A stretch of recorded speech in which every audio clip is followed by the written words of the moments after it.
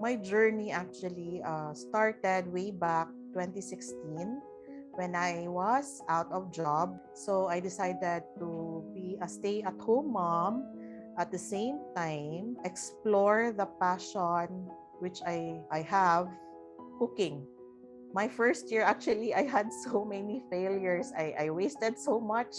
I keep on testing and baking and giving out outputs to friends.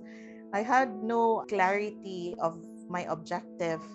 The vision I had when I started doing this business is to provide happiness to all my customers, to give them satisfaction, to give more value to their money, and to build that long-lasting customer relationship.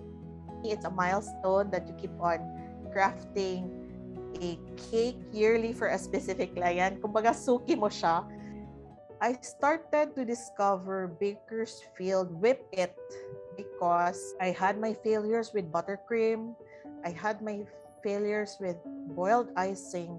So I was really in search for a frosting that is stable, time efficient, cost efficient, and when I tried Bakersfield, it really, wow.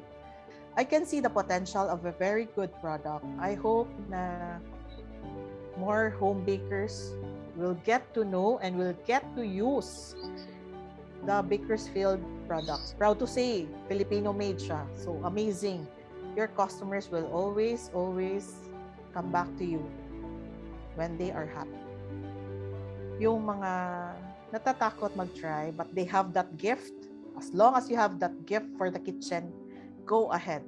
And don't be scared. Talagang there would be failures along the way, but from those failures, you will rise up and you will be better and be more better every day. Just don't stop. Just don't stop and don't quit.